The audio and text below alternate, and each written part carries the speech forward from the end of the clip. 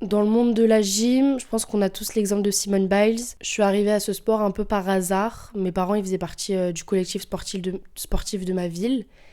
Et ils cherchaient juste une discipline, enfin ils cherchaient un sport pour canaliser mon hyperactivité.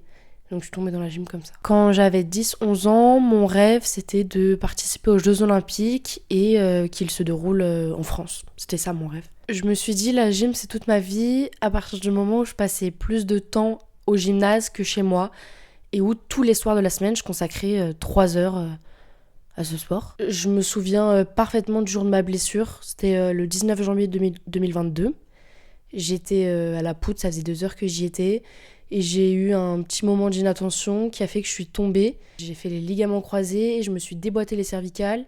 Cette blessure, elle m'a volé mon enfance, mon insouciance.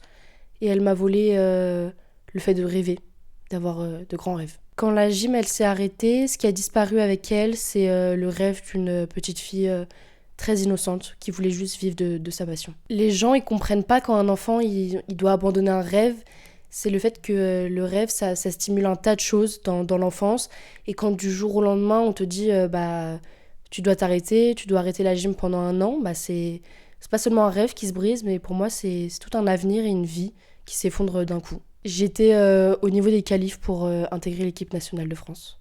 Si je pouvais parler à la Luna de 11 ans, je lui dirais de continuer à s'épuiser face aux barres et de jamais baisser les bras et de toujours poursuivre ce qu'elle est en train de faire en réalité.